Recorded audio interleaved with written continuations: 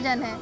बापू के भजन में दिल को छू लेने वाली शांति और विश्वास का अनुभव होता है। बापू को तो मैंने नहीं देखा, पर उनके दिए गए संदेश और विचारधारा को पढ़कर एक नई ऊर्जा मिलती है। बिल्कुल सही कहा काव्या तुमने। बापू के बारे में जानने की मन में बहुत जिज्ञासा है। बापू का व्यक्तित्व अथाह सागर जैसा है। वो ज्ञान और त्याग के सच्चे मूर्त हैं। बापू तुम्हें सबसे नमन है। बापू के बारे में जब से जाना है मैं इनकी पूजा करती हूँ, लेकिन दुर्भाग्यवश आज हम बापू के सिद्धांतों को भूलते जा रहे हैं। आज की हमारी जो युवा पीढ़ी है वो अपनी ज़िंदगी में इतनी व्यस्त हो चुकी है, वो तो बस लोभ, लालच यही सब के बीच में फंस गई है। तो सही कह रही हो दीदी, बापू के सिद्धांतों से कुछ सीखना चाहिए। उनके सिद्धांतों को जन जन तक पहुंचाना चाहिए। ये सच्ची राष्ट्र सेवा होगी। राम राम चाचा जी। राम राम राम राम। लगता है बहुत ज़रूरी गल हो रहे सी। जी चाचा जी, आज सुबह सुबह बापू के भजन को सुनकर बड़ी मन को शांति मिली, बहुत खुशी हुई। हम युवा पीढ़ी को उससे कुछ सीखना चाहिए, उनकी सोच को जन जन तक पहुंचाना चाहिए। उनके बारे में बहुत कुछ पढ़ा और सुना है, इसलिए उनके सपनों को साकार करना चाहती हूँ। ये बहुत चंगी गल कही तूने।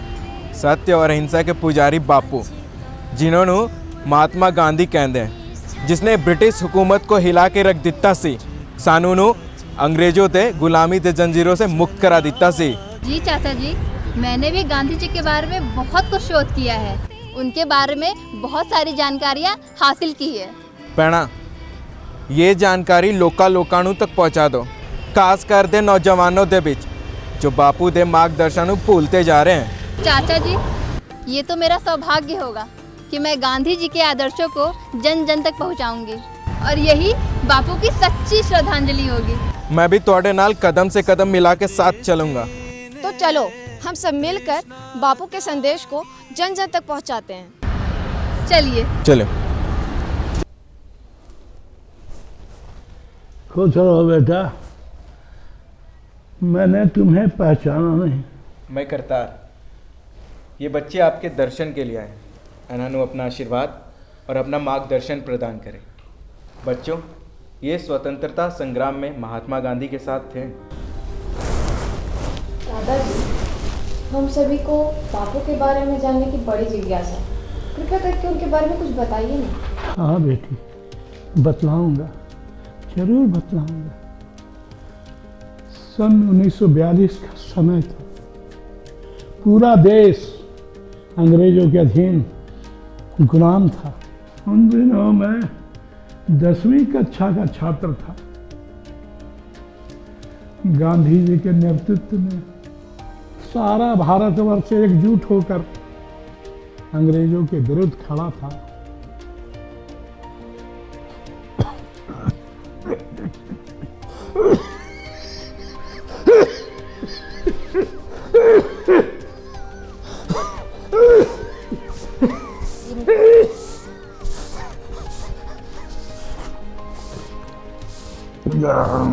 डॉक्टर ने इनको आराम करने की सलाह दी है, और ये बात मानते ही नहीं हैं। रेस्ट करना है।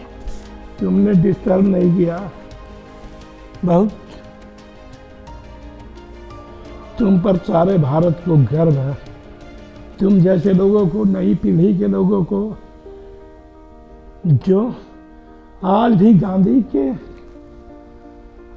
गांधी को याद करते हैं, उनके बताए रास्ते पर चलते हैं। बेटा, तुम पर मुझे गर्व है। सत्य और अहिंसा के राह पर चल के गांधी के सपने को साकार करो। उनके सिद्धांतों को जन जन तक पहुंचाओ, ताकि समाज में एकता और सद्भावना पैदा हो। बेटा, हमारा आशीर्वाद हमेशा तुम्हारे साथ रहेगा। जाओ बच्चों, यह अभियान आज से ही आरंभ कर दो। जरूर दादाजी, हम जन जन तक बापू के संदेश को पहुंचाएंगे। हमें आशीर्वाद दीजिए। शाबाश बेटा, हमारे आराम करने का समय हो गया, ले चलो।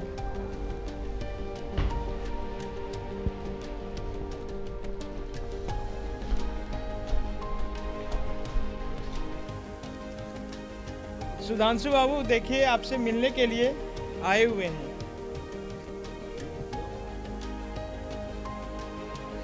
नमस्ते। आइए आइए, कैसे आना हुआ? ये क्या आप हमें अपना थोड़ा सा समय देंगे? अरे जरूर जरूर, आइए आइए, बैठिए बैठिए बैठिए, मैं कुर्सी लेकर आता हूँ। दरअसल हम सभी स्टूडेंट्स हैं। गांधी जी के सपनों का भारत कैसा हो, ये संदेश हम देने आए हैं। ये तो बहुत अच्छी पहल है। आज की हमारी जो नई पीढ़ी है वो गांधी जी को याद कर रही है, इससे बड़ी बात और क्या हो सकती है। गांधी की देशभक्ति के बारे में बहुत कुछ जाना और सुना है, पर मन में एक जिज्ञासा है, आखिर उन्हें राष्ट्रपिता क्यों कहा जाता है? स्वाभाविक है, उस समय भारत गुलामी की जंजीरों में जकड़ा हुआ था और उस टाइम आज़ादी की कल्पना कर पाना वो बहुत ही मुश्किल था, क्योंकि अंग्रेज़ हमारे भारत को कैद करके रखे हुए थे और उस समय आज़ादी की कल्पना भी नहीं की जा सकती थी। लेकिन एक अकेले व्यक्ति ने हमारे इस भारत को आज़ाद करवाने के लिए भार उठाया और वो अहिंसा के रास्ते में चलते हुए ये काम करना सिर्फ एक राष्ट्रपिता ही कर सकता है, कोई आम इंसान नहीं। क्या बात है। गांधी जी के बारे में विस्तार से बताइए। क्यों नहीं, उनकी जो जीवन यात्रा थी वो साउथ अफ्रीका से आरंभ हुई थी। वे वहाँ बैरिस्ट्री की पढ़ाई करने के लिए गए हुए थे। ये बात करीब 1893 की है, जब वो एक ट्रेन के फर्स्ट क्लास बोगी में सफ़र कर रहे थे और वहाँ पे 2 अंग्रेज़ बैठे हुए थे। वो जब अंग्रेज़ हमारे गांधी जी को देखे तो वो भड़क उठे, क्योंकि उनका मानना था कि वो हमेशा अव्वल दर्जे के फर्स्ट क्लास बोगी में ही बैठेंगे। उन्होंने गांधी जी से ये सवाल पूछा कि आप इस बोगी में कैसे बैठ गए, तो उनके सम्मान को बहुत धक्का पहुंचा, क्योंकि आखिर वो भी तो पढ़े लिखे इंसान ही थे। लेकिन आप तो जानते ही हैं कि गोरे और काले का भेद कब से चला आ रहा है, तो उस टाइम सोचिए गांधी जी को कैसा लगा होगा। उन्होंने गांधी जी की बहुत बेइज्जती की और उनके सम्मान के साथ उनको धक्के मारकर वहाँ से निकाल दिया, और यहीं से गांधी जी के मन में स्वाधीनता की लहर पैदा हुई। सचमुच गुलामी एक अभिशाप है। क्या बात है सुधांशु भाई, आज कुछ खास प्रयोजन है क्या? आज काफी लोग जमा हैं। तुसी लोग बिल्कुल सही टाइम पे पहुँचे हो। ये हमें गांधी जी के महत्वपूर्ण घटनाओं के बारे में बता रहे हैं। ये तो बहुत सौभाग्य की बात है कि आज हमारे बच्चे गांधी जी के आदर्शों को अपना रहे हैं। सचमुच गांधी जी हमारे लिए प्रेरणा है। He is like God for us. उन्होंने जिस तरीके से पूरे देश के लोगों को एक सूत्र में पिरोए रखा, सच में उनके कंट्रीब्यूशन को हम सब नहीं भुला सकते। माइकल सैल्यूट करता हूँ। जैसे मैं असलम, मेरा दोस्त सूरज और माइकल भाई, हम तीनों का दिल एक है। जैसा गांधी जी चाहते थे वैसा ही। सचमुच वाहे गुरु जी तुम्हारी दोस्ती सलामत रखे। यही पैगाम तो गांधी जी ने दिया था, हिंदू मुस्लिम सिख ईसाई हम सब हैं भाई भाई। उस समय ज़्यादातर देश ब्रिटिश हुकूमत के अधीन था। अंग्रेज़ों का जुल्म चरम सीमा पर था। गांधी जी के मन में स्वाधीनता का चिंगारी फूट रही थी। उन्होंने अपना पहला सत्याग्रह अफ्रीका में किया और जिसके कारण उन्हें जेल भी जाना पड़ा। अफ्रीका से लौटने के बाद 1916 में उन्होंने साबरमती आश्रम की स्थापना की। गांधी जी की लोकप्रियता उस वक्त चरम पर थी, पूरे देश में उनका नाम था। उसी वक्त चंपारण में किसानों को बहुत ज़्यादा तंग किया जा रहा था। अंग्रेज उनसे ज़बरदस्ती नील की खेती करवाते थे और उनसे मनमाना लगाना सूझते थे। इससे परेशान होकर उन्होंने राजकुमार शुक्ल की अगुवाई में गांधी जी को आमंत्रित किया। गांधी जी फ़ौरन चंपारण आ गए और वहाँ पर सत्याग्रह शुरू किया। इस सत्याग्रह आंदोलन के बाद गांधी जी की बात अंग्रेज़ों को मजबूरन माननी पड़ी और किसानों को नील की खेती से मुक्ति मिल गई। एकदम करेक्ट बोला तुम।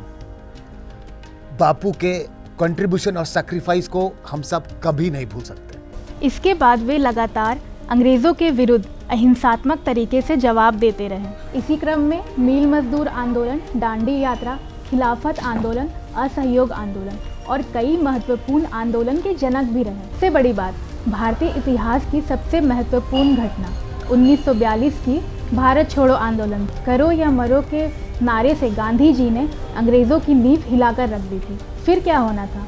देश हमारा आज़ाद हो गया 1947 15 अगस्त को। गांधी एक नाम नहीं बल्कि एक सुखद एहसास है। एक पतले दुबले से आदमी आधे वस्त्र पहने हुए और अपने सादगी के कारण पूरे विश्व में पूजनीय हैं। काश आज बापू जीवित होते। गांधी जी कभी मरते नहीं, वो हम सबों के बीच में जिंदा है। सत्य, अहिंसा और परोपकार का सोच ही तो गांधी का नाम है। सच कहा बहना आपने। हम गांधी के सिद्धांतों पर चलकर इस देश में फैले हैवानियत और नफरत को मिटाएंगे, ये हम वादा करते हैं। 2 से 3 हजार फिर लाख अगर इतने लोग भी गांधी जी के सिद्धांतों को अपना लें तो देश में अद्भुत बदलाव आ जाएगा। बहुत बड़ी कीमत चुकाकर हमारे देश को आज़ादी मिली है। ना जाने कितने लोगों ने हमारे देश के प्रति कुर्बानी दी है, शहीद हुए हैं, तब जाकर हमारा देश आज़ाद हुआ है। गांधी जी हमेशा कहते थे, असहयोग का रवैया ही स्वाधीनता का रास्ता है। हमारी लड़ाई व्यक्तियों के खिलाफ नहीं, बल्कि अन्याय के खिलाफ है। सद्भावना की भावना कूट कूट कर भरी है। उनके विचार में हिंदू, मुस्लिम, सिख, ईसाई ये सभी देश के प्रमुख पिलर हैं। देश के प्रति जो उन्होंने स्वतंत्रता की चिंगारी जलाई थी, वो आज अंगारे बन चुके हैं। अंग्रेज देश छोड़ने पर मजबूर हो गए। आखिरकार हमारे देश को 15 अगस्त 1947 में आज़ादी मिली। ब्रिटिश सरकार को हमारे देश के आगे झुकना ही पड़ा, पर यह आज़ादी गांधी जी के सपने को चूर चूर कर दिया। नेताओं के तिकड़म से हमारे देश को 2 भागों में बांट दिया गया, एक हिंदुस्तान तो दूसरा पाकिस्तान। लेकिन गांधी जी ने आवाम की खुशी के लिए ये प्रस्ताव भी मंजूर कर दिया। इससे उत्तेजित होकर नाथूराम गोडसे ने 30 जनवरी 1948 को बिरला हाउस न्यू दिल्ली में गांधी जी को गोली से मार दिया, उनकी हत्या कर दी। मरते समय गांधी जी ने हे राम कहा था।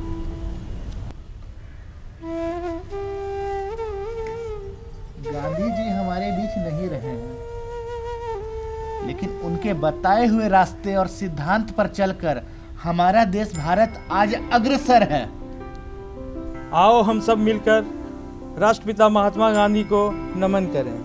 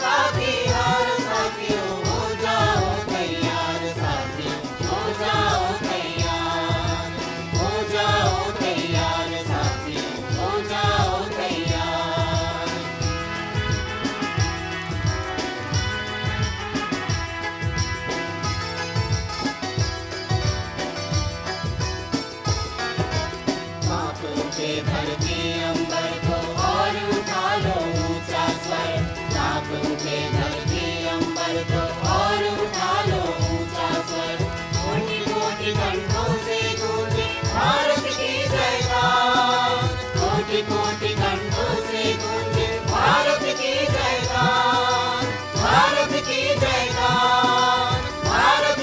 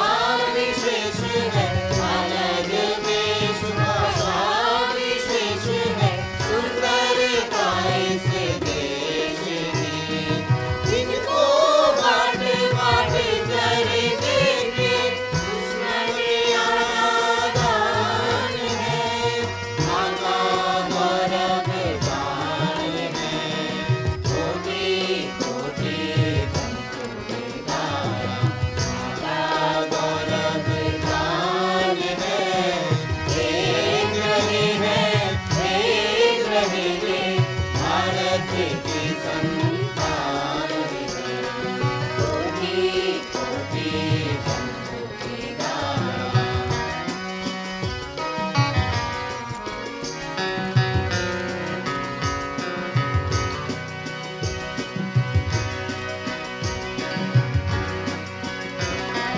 समझाएंगे नादानों को, सोया देश जगाएंगे, दुश्मन के नापाक निराहे जड़ से काट मिटाएंगे। समझाएंगे नादानों को, सोया देश जगाएंगे, दुश्मन के नापाक निराहे जड़ से काट मिटाएंगे। भारत भाग्य विधाता हम हैं, जन की आवाज है, माता गौरव गान है, कोटि कोटि बंधु की गाया।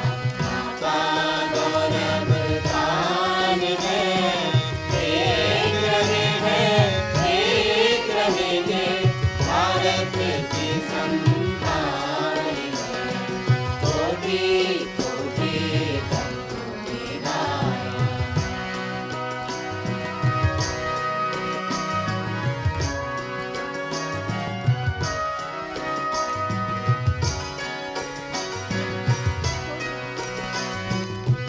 समझाएंगे नादानों को, सोया देश जगाएंगे, दुश्मन के नापाक निराहे जड़ से काट मिटाएंगे।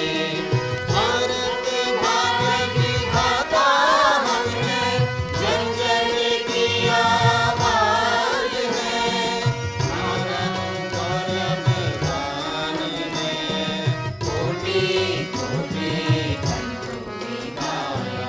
माता गौरव गान है, एक रहे हैं एक रहेंगे, भारत की संतान